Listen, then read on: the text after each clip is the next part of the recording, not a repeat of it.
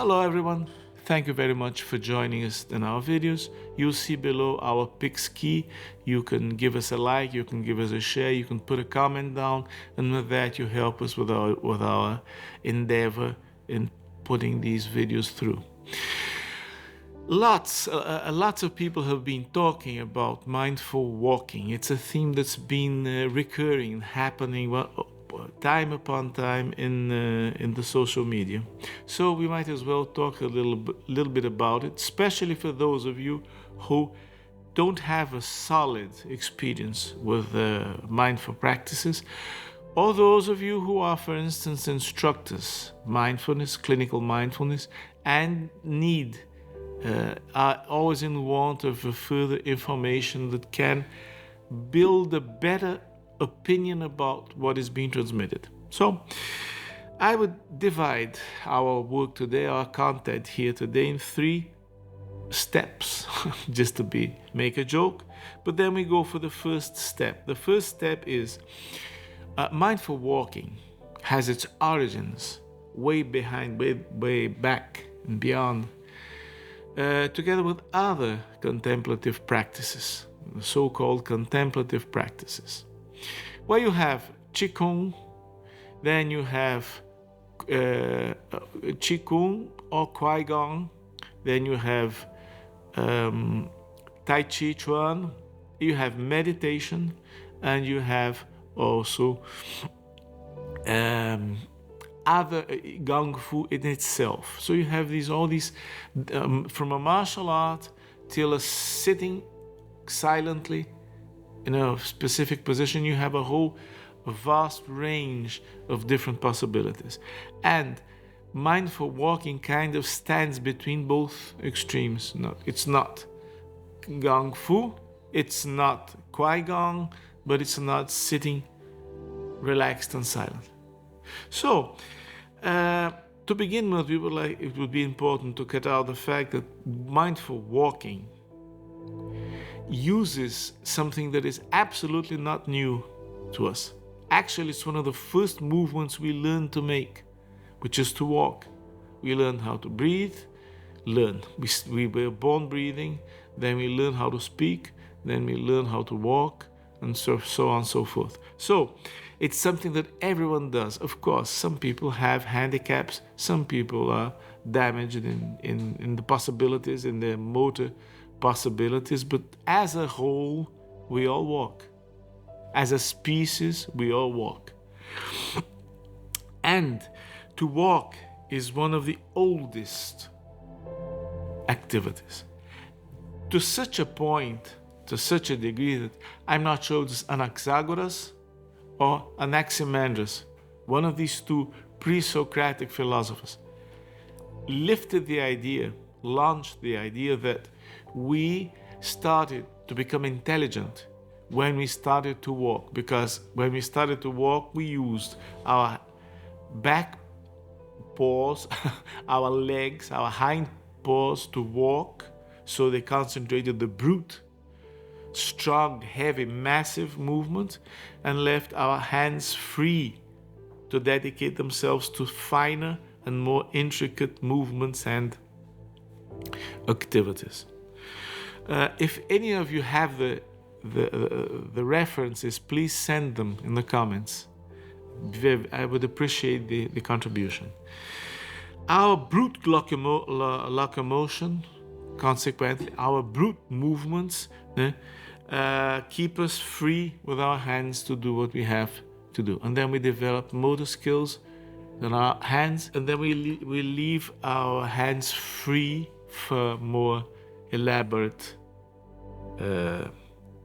Now, since it's something we all do and we've done for a long time, it's very easy to put walking into the drawer, putting it away with the things that are taken for granted. So yes, I walk, you walk, everyone walks. What's the news here? The news is we depend deeply on our walking. We have a clinical condition in old age called frailty. Frailty is the proneness to fall And in older ages, a fall can mean a huge amount of damage. So you classify elders as frail and not frail. You have a measure with which you measure, you check the thickness of the calf muscle. And depending on its diameter, you are more prone or less prone to fall.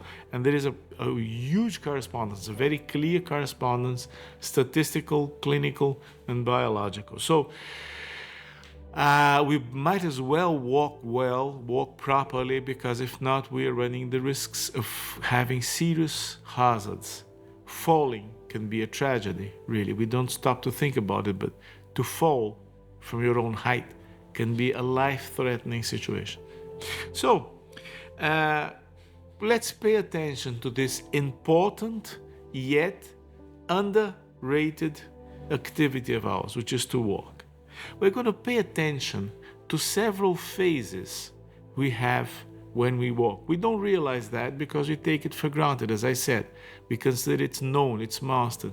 But really, there's a huge amount of components. If we go decompose, if we're going to separate several phases of walking, we're going to see it's a mechanical achievement of huge impact.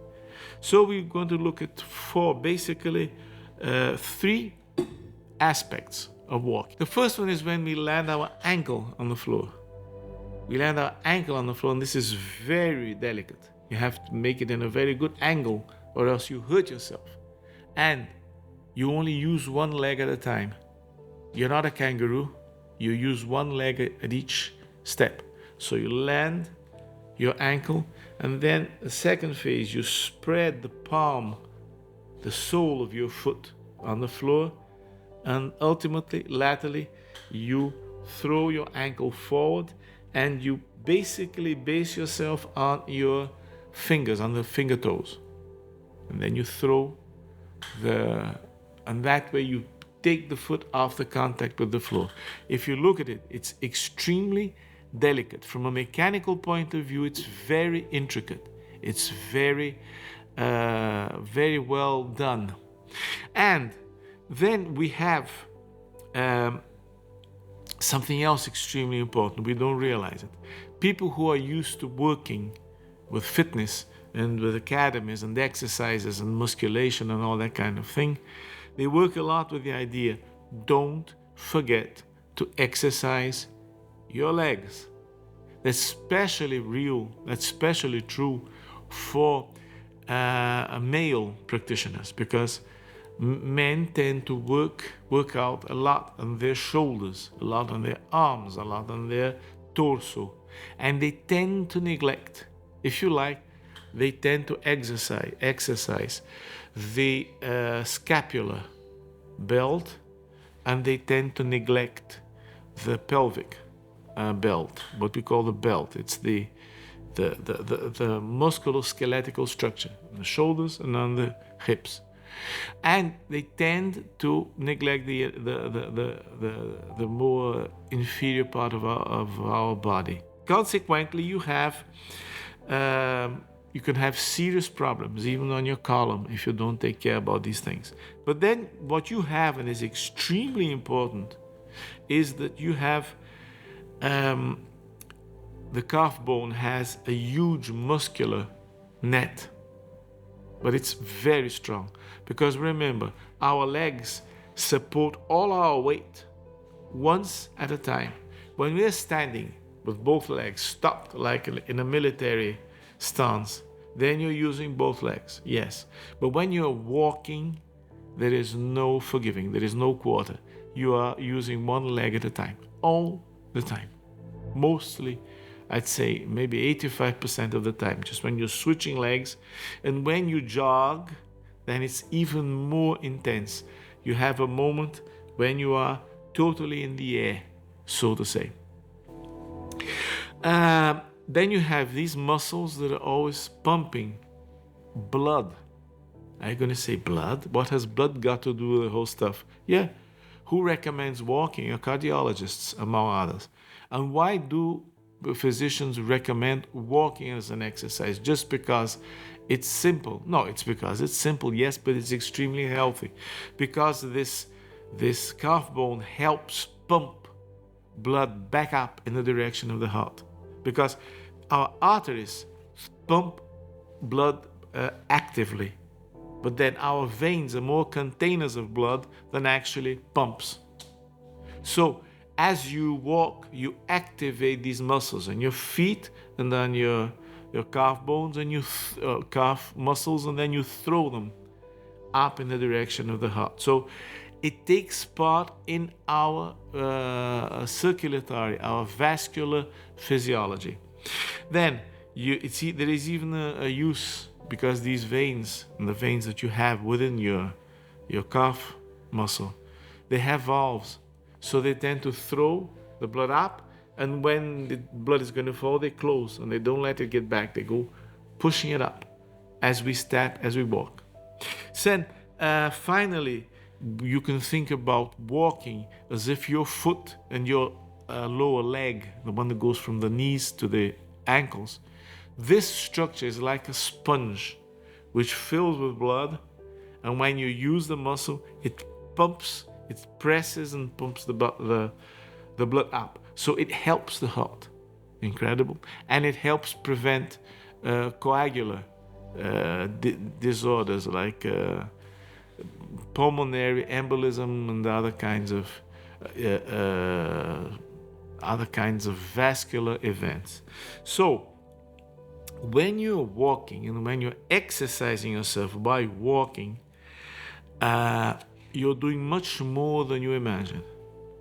Then we have that. We know that it's a pump and it helps our heart to work better. So it's definitely an improvement in our health. It's definitely beneficial to our health. So the next step is, that's understood.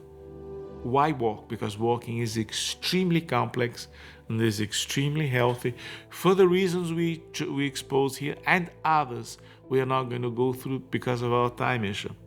But then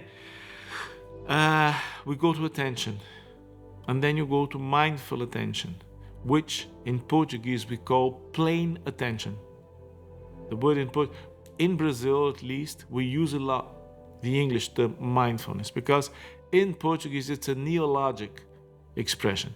In English it's also a neologic expression, and still in Asian languages there is a neologic aspect to it. What do I mean with that? I mean that usual words are taken in a certain context and they start bearing a very specific meaning, if you like, a technical meaning. And that is what happened to mindfulness. So in Portuguese, we don't have a word for mindful. So we say plain attention. Atenção plena. It's a kind of attention, and that's what we work with in the first parts of any practice. Any practitioner starts by paying attention, and then the rest goes happening. Then, when we think about attention, and attention has occupied the theoretical framework of countless authors, and some are so complex, you go dizzy. Wundt, Condillac, Ribot. These are three authors, a German and two Frenchmen, who worked with attention, and whoever is curious enough to want to get in contact with their work, go ahead. I don't. I don't think it's very, very advisable, but they are definitely important references of the 19th and early 20th century. So, attention has three aspects. We can divide them up. Attention is not just paying attention. I mean, it is just paying attention, but you can decompose it, dismember it into several phases, aspects. And one of them is there's an intellective, cognitive aspect, nature to paying attention. And that's the most explored. That's the one that's most talked about. It's our first idea that paying attention is a cognitive process. We're going to see it goes a little farther than that, But then when we talk about attention, we are talking about the process of learning and memory. And that's very important, because in mindfulness, you're learning and you're rearranging your memory, because the memory we talk about here in mindfulness, we are talking about episodic memory. It's not a declarative memory, it's not memory for words or for numbers, it's an autobiographic kind of memory. It's your memoirs. So the things you're fond of, the places you have been, your life, kind of your biography to yourself, is kind of built up in several different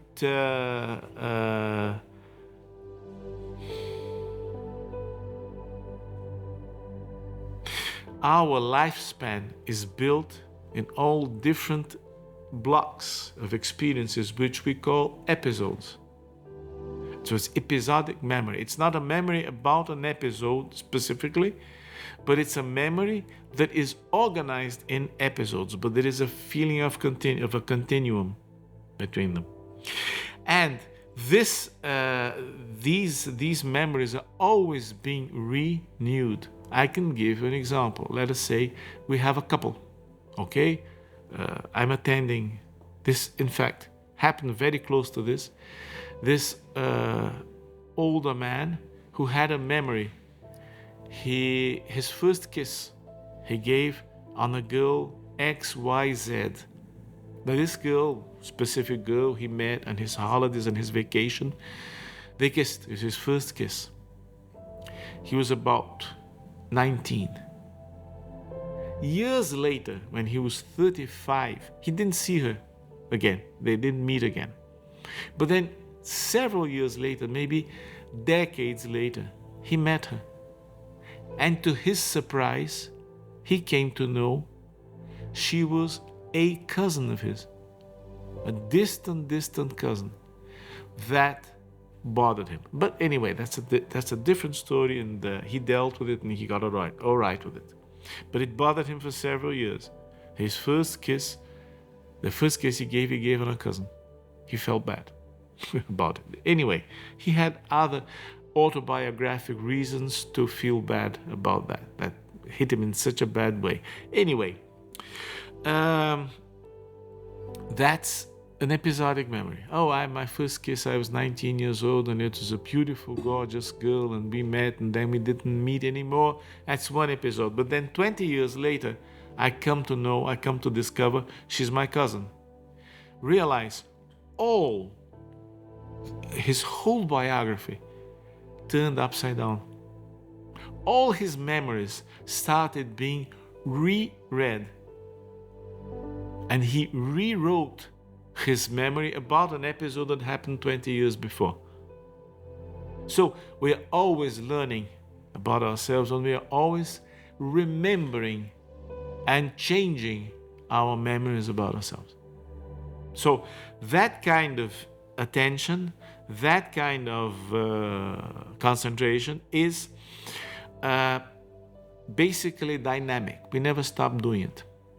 Then we have an affectionate component to attention, which is interest. And you will only pay attention to what interests you. So if this video is interesting you, you'll pay attention. If it is boring you, you will stop paying attention. That's it. That's just it. There's no other way you can do it. So the only way you can study something, some college matter, subject, whatever, is first of all developing an interest. If you develop an interest in what you're reading, no matter how stupid or dumb it might sound to you, if you develop an interest in what you're doing, then you will do it. It's about falling in love with whatever you have to do. Be it study a bad subject, be it throwing the garbage out, be it having to deal and lead with the less than pleasant people, whatever. You develop an interest, you fall in love with that, then you pay attention. But that's the only way. We are not automats. We are not robots. Then the third aspect of attention is the will. And then all of us know that in mindfulness we say, no, mindfulness is not a matter of effort. It's a matter of intention. So this intention, excuse me, that intention goes in the direction of our will in a certain way. We have to wish, we have to desire, we have to want to be in contact with ourselves. And it's directional, and it's always directioned, it's always aimed to an object. And then the object of our interest when we pay attention on our walking and our movements is what makes the experience possible. So understanding that the most important thing in mindful walking is your interest, is your intention. To what a degree you believe you can still surprise yourself. Because if you don't believe you can surprise yourself, you can have a surprise with yourself. If you don't believe that, then you are taking yourself for granted. You are lessening your importance in your life. So these are what we could cut out about the attention and our movements. And then we have now a third. We had the first step was about checking what movement means. The second was understanding what attention means, and now we have the third. And this is the third step. I invite you all to just stop right now. Just physically stop. You only listen to my voice, see my face. Stop right now, here and now. Hic et nunc. And now, check your feet, but you have to stop, like I'm doing here. Complete immobility. How are your feet? Is your right foot comfortable? Is your left foot comfortable? Are your knees comfortable? Is your back seated in a good position? How are your arms? How are your hands? Your shoulders? Your downer, lumbar, back? Your neck? The muscles of your mimic on your face? That position you got into, that you can take off a few moments to correct. I'm going to do that. I'm going to get myself a little better, because usually what happens is we sit in a certain position and it soon becomes obsolete, and it starts forcing us. And if we're not aware of it, we might put ourselves in a bad situation. How do you find yourself? Is there some part of your body which is overwhelmed? Is there any part of your body which is absent? You just forgot you had it? I just remembered now I have a head. I have a forehead. Oh yes, I have a tongue. The same way is with our emotional flow. We have this need to continually go correcting things. And understand that now I'm going to give you a spoiler here. You're going to realize that when you correct your posture, when you correct your step, when you correct the way you're walking, is it because you're doing something wrong? Was that previous position by any chance wrong? No. Actually, it was probably a very good posture to get into a few moments ago. But then you grew tired. The position you use, the muscles you use, the nervous network you have to use to keep the position can exhaust. So you're correct. So it wasn't wrong, it was just obsolete. It has done that previous posture, did its role, it fulfilled its role, it finished its mission. Now you have to change. Now you have to go forward. You have to ramble. And I'll make a spoiler for those of you who want to start walking with mindful walking. Look, you can try it on your own. I wouldn't recommend you go through your life without some assistance. Just like when we work with muscle development, it's good to have someone else looking at you to be sure you're making the movements correctly, you're not making them crookedly. And then you have imbalances and you have things that have to be fixed. But anyway, I don't recommend you to go through your entire life on your own, but you can test it on your own. You can try it and you can feel the effects. Okay? And I'll make you a spoiler here. If you start practicing mindful walking, you can do it in the street, but I would recommend you to start in a private place. Okay? No one is looking at you. That's one of the most difficult experiences a human being can have, is being watched by someone else. It's horrible. People who are not somehow, to some degree, shy or camera shy or public shy to some degree, usually they have some kind of problem. It's natural, it's normal to be bashful to some degree. So try doing it privately. Try doing it on your own. And then you go stepping slowly, step by step. You'll find lots of instructions about how to walk mindfully on the net. Just give yourself a navigation engine, throw in mindful walking and put it in one of these engines, and you'll find lots of very good orientations. Some are trash, but go doing it and you'll go realizing who is really suitable to be a master and who is suitable to be a help, an asset, who is not suitable for these things. So I give you a spoiler. If you start exercising by yourself, you're going to realize that right from the start of your life, you have always been giving one breath, and you've always been around one step. You have never given 2 steps at the same time. You have never breathed twice at the same time. So again, about the spoiler, you try doing it. You'll find out a whole lot more things. 1 step, 1 breath at a time. That's all as human beings we can do.